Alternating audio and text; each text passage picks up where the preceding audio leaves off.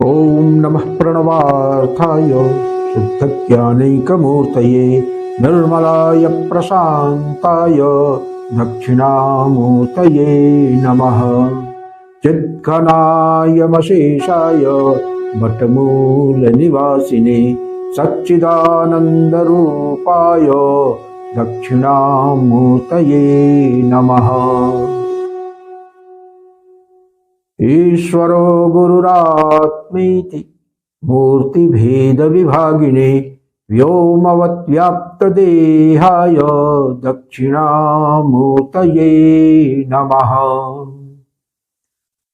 विघ्नेश्वराय वरदाय सुरप्रियाय लंबोदराय सकलाय जगद्धिताय नागाननाय श्रुतियज्ञ विभूषिताय गौरीसुताय गणनाथ नमो नमस्ते। विघ्नार्तिनाशनपराय गणेश्वराय सर्वेश्वराय सुखदाय सुरप्रियाय विद्याददाय विकटाय च वामनाय भक्तप्रसन्नवरदाय नमो नमस्ते। सो फ्रेंड्स, हम लोग प्रथम कल्प, द्वितीय कल्प और तृतीय कल्प, सृष्टि स्थिति संहार, इन तीनों को मिला करके आख्य चक्र कहते हैं। आख्य और अनाख्य दो कैटेगराइजेशन किया गया है। आख्य का मतलब कि जो सृष्टि स्थिति संहार इन तीन कर्मों के द्वारा आख्यायित किया जा सके उसको आख्य कहते हैं, और दूसरा अनाख्य है जो सृष्टि स्थिति और संहार इन तीन क्रियाओं के माध्यम से जो आख्यायित नहीं किया जा सकता, इसलिए उसको अनाख्य कहते हैं। अनाख्य चक्र के अंतर्गत दो कल्प आते हैं। एक उत्तराम नायात्मक अनाख्य चक्र जिसको निग्रहात्मक चक्र कहते हैं, और ऊर्ध्वाम नायात्मक भाषा चक्र या अनुग्रहात्मक चक्र कहते हैं, जिसमें अनुग्रह व्यापार का संपादन होता है। तो एक में अनुग्रह व्यापार और दूसरे में निग्रह व्यापार का संपादन होता है। तो जिसमें निग्रह व्यापार का संपादन होता है उसमें दो चक्र आते हैं। ये कल्पित होते हैं। ये जो भौतिक श्रीयंत्र है, भौतिक श्रीयंत्र में इसको आप अपने चर्म चक्षुओं से इनको नहीं देख सकते हैं, लेकिन जो अंतः प्रज्ञा से संपन्न है ऐसे साधक वो अपनी प्रज्ञा बल से ये समझ सकते हैं कि सारे व्यापार को नियंत्रित करने वाला, संचालित करने वाला जो सत्ता है वो सत्ता इसके अंदर अवस्थित है, और अंतर्यामी रूप से वो इनका नियमन और संचालन कर रहा है। तो इसमें जो है एकादश अध्याय और एकादश आवरण और द्वादश आवरण जो कल्पित होते हैं, तो इनका उल्लेख आता है। एकादश आवरण के अंतर्गत 10 महाविद्याओं का वर्णन होता है। 10 महाविद्याओं के बारे में लोगों को कुछ भ्रम है कि 10 महाविद्या में श्यामा काली, तारा, षोडशी, भुवनेश्वरी, भैरवी, छिन्नमस्ता, धूमावती, बगलामुखी, मातंगी और कमला, ये 10 महाविद्याएं आती हैं। तो चूंकि इसमें षोडशी और भुवनेश्वरी नाम भी आता है, तो कुछ लोग इस भ्रम में हो जाते हैं कि श्री विद्या यही षोडशी और भुवनेश्वरी ही है, माने 10 महाविद्या के अंतर्गत ही उनका समावेशन हो जाता है। लेकिन हमारा जो दर्शन है श्री विद्या का दक्षिणामूर्ति परंपरा में, वो जिस तरह से अद्वैतवाद है ना, इस तरह से शाक्ताद्वैत है ये। तो अद्वैत तत्व तक जब तक आप नहीं पहुंचेंगे तब तक फाइनलिटी नहीं होगी, और अद्वैत तक पहुंचने के पहले सभी शक्तियों का समाहार उसमें हो जाएगा। तो ये 10 महाविद्या के अंतर्गत जो षोडशी और भुवनेश्वरी आती हैं, ये उस श्री विद्या की एक कलाएं हैं जो अंत में आके हमको भाषा चक्र में उपलब्ध होंगी। तो इस बात को स्पष्टता से जान लेना जरूरी है कि ये जो दक्षिणामूर्ति परंपरांतर्गत सर्वामनायात्मक श्री विद्या तंत्र है। इसमें सर्वामनाय सभी आमनाय का जो है इसमें समावेशन हो जाता है। इसमें 10 महाविद्याओं का भी समावेश हो जाता है, इसमें गायत्री महाविद्या का भी समावेश हो जाता है, इसमें आमनाय विद्याओं का भी समावेश हो जाता है, इसमें समया विद्याओं का भी समावेश हो जाता है, इसमें षट सांभव का भी समावेश हो जाता है, इसमें जो सूक्ष्म शरीर के षट चक्र और सहस्रार को लेके सप्त चक्र हैं उनका भी समावेश हो जाता है। उसके बाद पंचीकरण की प्रक्रिया किस तरह से परिपूर्ण होती है उनका भी समावेश हो जाता है, अध्वा विचार का भी इसमें समावेश हो जाता है। इसलिए इसको सर्वामनायात्मक श्री विद्या तंत्र का नाम देना ज़्यादा उचित होगा। तो 10 महाविद्या के बारे में जो लोग थोड़ा गफलत में है उनको ये चीज़ क्लियर कर लेना चाहिए कि 10 महाविद्या और गायत्री वो मूल जो शक्ति है, वो अद्वैत शक्त सत्ता जो है वो उनके अंगभूत हैं, न कि श्री विद्या का समाहार उनमें होता है। इस चीज को स्पष्ट कर लेना अत्यंत आवश्यक है। तो इस संक्षिप्त विवरण के साथ अब हम चतुर्थ कल्प जिसके अंतर्गत एकादश और द्वादश आवरण आते हैं उनकी वंदना करेंगे। छोटे छोटे ये आवरण हैं और इसमें कोई समय नहीं लगेगा। ओम एकादश आवरणम ओम ह्रीं श्रीं श्यामा काली महाविद्यायै नमः। ओम ह्रीं श्रीं तारा महाविद्यायै नमः। ओम ह्रीं श्रीं षोडशी महाविद्यायै नमः। ओम ह्रीं श्रीं भुवनेश्वरी महाविद्यायै नमः। ओम ह्रीं श्रीं भैरवी महाविद्यायै नमः। ओम ह्रीं श्रीं छिन्नमस्ता महाविद्यायै नमः। ओम ह्रीं श्रीं धूमावती महाविद्यायै नमः। ओम ह्रीं श्रीं बगलामुखी महाविद्यायै नमः। ओम ह्रीं श्रीं मातंगी महाविद्यायै नमः। ओम ह्रीं श्रीं कमला महाविद्यायै नमः। तो इस प्रकार से ये एकादश आवरण के अंतर्गत 10 महाविद्याओं का है। और जो लोग सिर्फ 10 महाविद्याओं की अर्चना तक ही अपने आप को सीमित रखना चाहते हैं तो उसमें क्या होता है कि 10 महाविद्या ही जो है एकादश आवरण, जो यहाँ पे त्रयोदश आवरण के रूप में जिसकी हम लोग अर्चना करेंगे, तो वहाँ पे पीठ शक्ति के रूप में वही महाविद्या हो जाती है और वही प्रधान देवता बन करके श्री यंत्र के, श्री चक्र के शेष चक्रों का वही नियंत्रण करती है और 10 चक्रों का फल देती है और प्लस एक अपना विशेष फल वो प्रदान करती है। ये अंतर है मुख्य रूप से 10 महाविद्या और श्री विद्या के अंतर्गत।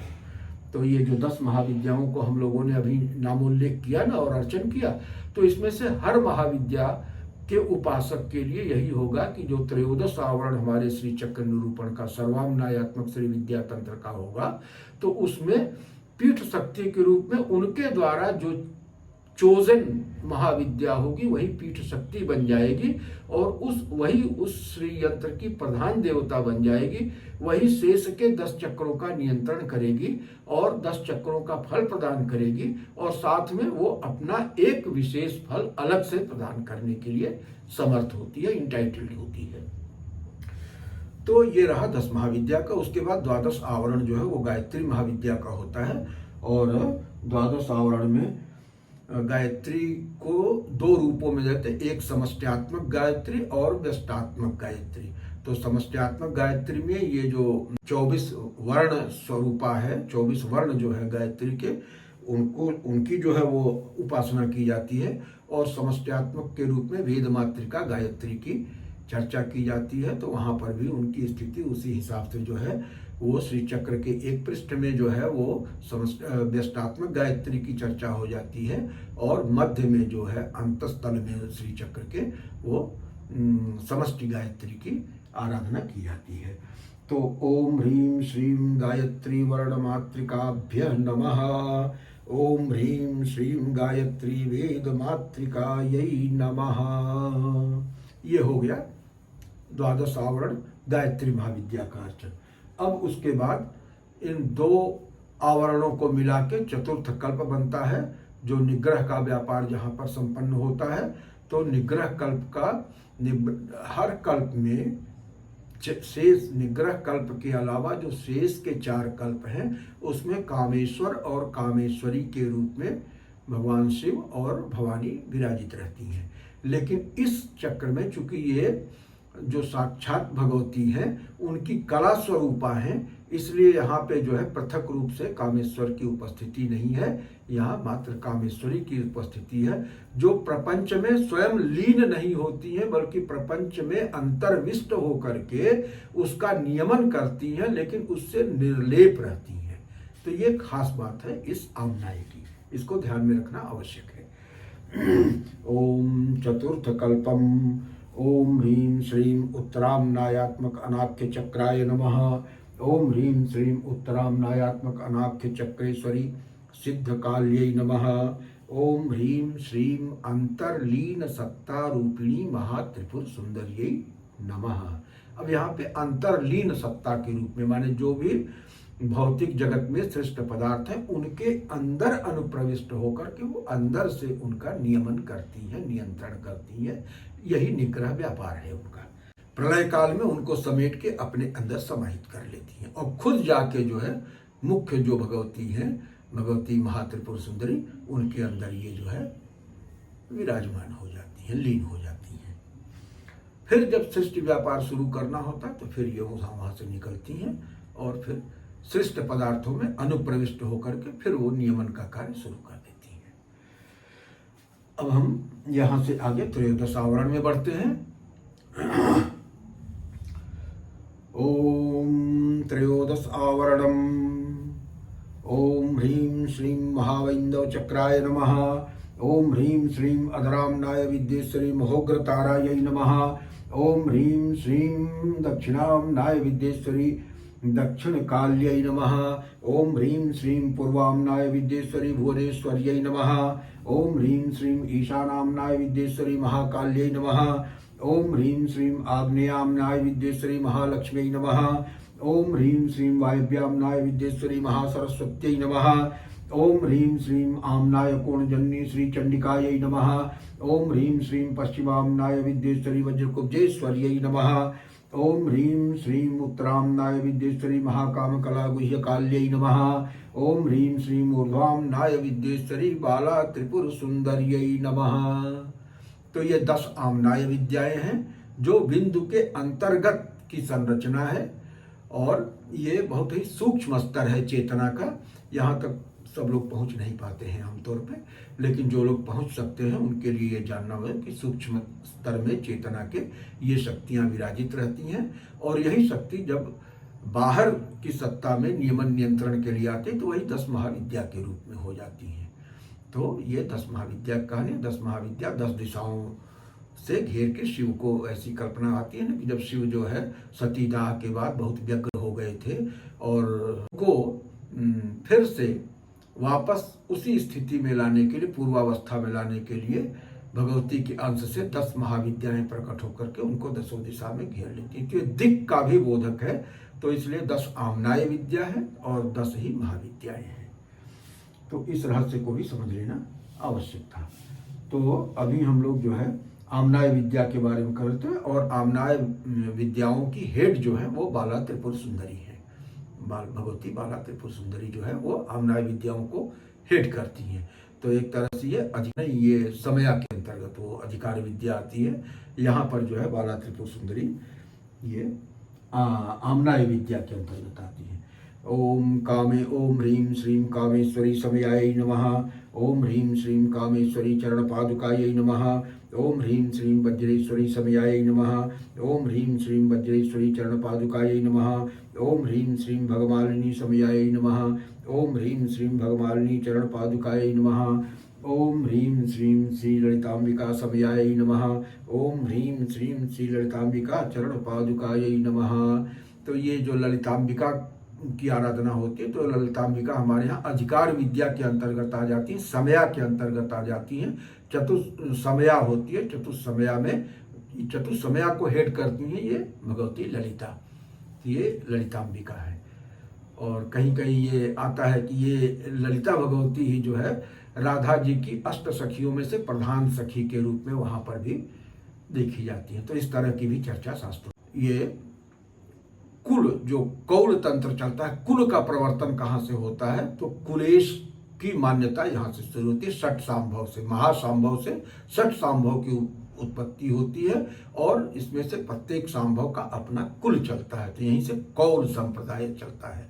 तो कौल संप्रदाय भी हमारे सर्वानुनायात्मक श्री विद्या तंत्र में दक्षिणामूर्ति परंपरा में वो इसी में समाहित हो जाता है, वो अलग से नहीं है। तो वो क्या है, ओम ह्रीं श्रीं ब्रह्म सांभवाय नमः, ओम ह्रीं श्रीं विष्णु सांभवाय नमः, ओम ह्रीं श्रीं रुद्र सांभवाय नमः, ओम ह्रीं श्रीं सदाशिव ओम ईश्वर सांभवाय नमः, ओम ह्रीं श्रीं आदिनाथ सांभवाय नमः, ओम ह्रीं श्रीं श्री महासांभवाय नमः। तो ये हो गए षट सांभव और उनके बीच में महासांभव की स्थिति होती है। महासांभव के ही अंशभूत ये हैं।